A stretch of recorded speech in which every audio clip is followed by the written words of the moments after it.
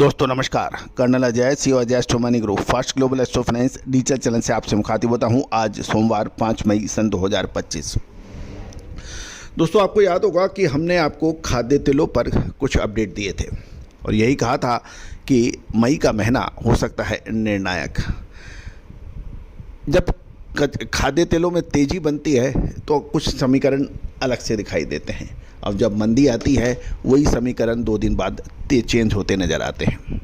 आपको याद होगा कल हमने आपको कुछ दिनों पहले हमने आपको कच्चे तेल पर एक अपडेट दिया था। पिछले सोमवार को हमने कच्चे तेल में गिरावट की बात कही थी।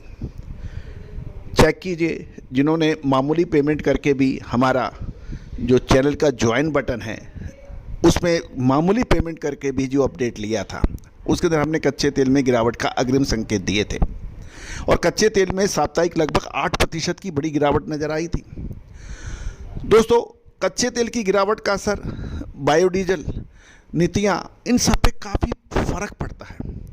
साथ साथ ओपेक की खबर आई 4.11 lakh barrel per day production का हो रहा है इंक्रीज। नतीजा आपके सामने है और ये एक हफ्ते पहले हमने आपको अपडेट दिया था कि कच्चे तेल में गिरावट आ रही है। दोस्तों गिरावट या तेजी आने के बाद यदि कोई विश्लेषण किया जाए तो कोई मतलब नहीं है, वो सिर्फ पोस्टमार्टम है। सर्जरी वो है, शल्य चिकित्सा वो है जो आपको समय से पहले आपको करके मरीज को जिंदा कर दे या मरते हुए मरीज को बचा ले। मरने के बाद तो पोस्टमार्टम होता है, कौन पूछता है, कौन उसकी कोई वैल्यू थोड़ी है। और पोस्टमार्टम कौन करता है मुझे आपको कहने की आवश्यकता, बताने की आवश्यकता नहीं है। तो दोस्तों भारतीय अनुसंधान पद्धति हमेशा से ही अग्रिम विश्लेषण के लिए प्रसिद्ध रही है। भारत सोने की चिड़िया के रूप में जाना जाता था, ऐसे ही नहीं जाना जाता था, अपने ज्ञान विज्ञान की वजह से जाना जाता था। और दोस्तों इसी ज्ञान विज्ञान को पुनः विश्व स्तर पर सर्वश्रेष्ठ स्थापित करने की हमारी जो जिद है, जो संकल्प है, वो हम पिछले 25-26 सालों से 27 सालों से लगातार पूरा करने का प्रयास कर रहे हैं और हम किसी हद तक आज कामयाब भी हुए हैं। खबर निकल के आ रही है कि कच्चे तेल की गिरावट से बीएमडी पाम ऑयल और सोया तेल में भीषण गिरावट सोमवार को दर्ज हो रही है। जानिए पूरी रिपोर्ट विस्तार से। दोस्तों चैनल को सब्सक्राइब करना बिल्कुल ना भूलें, बेल आइकन यानी घंटी के निशान को पुश करना बिल्कुल ना भूलें। साथ साथ विशेष अग्रिम रिसर्च रिपोर्ट के लिए संपर्क कर सकते हैं जो कि सहयोग राशि अदा करने पर उपलब्ध होगी। दोस्तों खबर निकल के आ रही है कि सोमवार को बरसा मलेशिया डेरिवेटिव में क्रूड पाम ऑयल और में वायदे में भारी गिरावट दर्ज हुई है। क्रूड ऑयल के दामों में आई बड़ी गिरावट से एडिबल ऑयल सेक्टर और बायोडीजल ब्लेंडिंग आउटलुक को लेकर चिंता बढ़ गई है।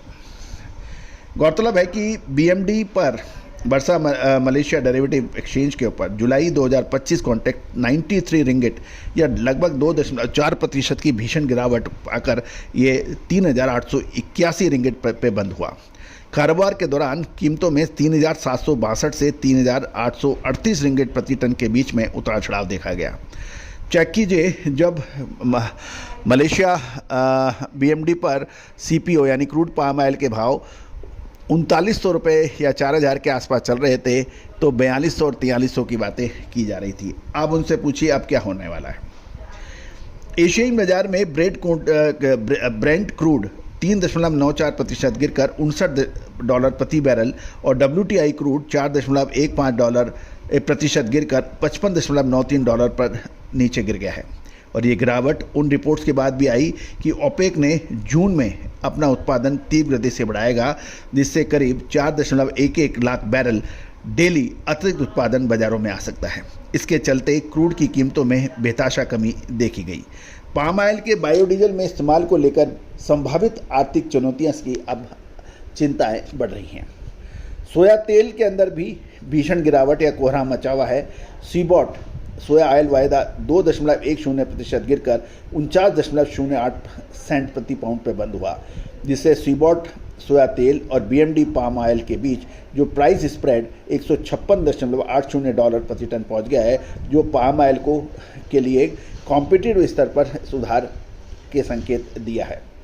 चीन का डलियन कमोडिटी एक्सचेंज जिसे सीई कहते हैं लेबर डे की छुट्टी के कारण बंद रहा।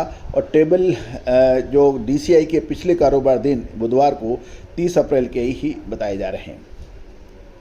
मलेशियन रिंगिट डॉलर के मुकाबले मामूली तेजी के साथ 4.20 पर रहा, जिससे निर्यात फ्रंट पर यानी एक्सपोर्ट फ्रंट पर पाम ऑयल की कंपटीशन पर आंशिक प्रभाव पड़ा है। आगे मार्केट का रुख अमेरिका, इंडोनेशिया, ब्राज़ील जैसे बायोफ्यूल उत्पादक एवं कंज्यूमर देशों की नीतियों पर निर्भर करेगा। क्रूड की कीमत लगातार नीचे बनी रहने से इन देशों के बायोडीजल ब्लेंडिंग कार्यक्रम पर वित्तीय दबाव बढ़ सकता है, जो आने वाले दिनों में एडिबल ऑयल की मांगों को प्रभावित कर सकता है। ट्रेडर्स अब मलेशिया निर्यात इन्वेंट्री आंकड़े के इंतजार में हैं, जो कि बाजार की अगली दिशा तय करेगी। तो दोस्तों, चिड़िया चुग जाए खेत तो अब पछताए क्या। दोस्तों, लगातार जो हमारे चैनल पर अपडेट देखते हैं, लगातार विजिट करते हैं, आप उन सभी से पूछिए कि हमने आपको क्या क्या संकेत दिए हैं, आगे क्या महत्वपूर्ण मूवमेंट हो सकता है, उसके लिए संपर्क अवश्य करें। All the very best, good luck, happy trading.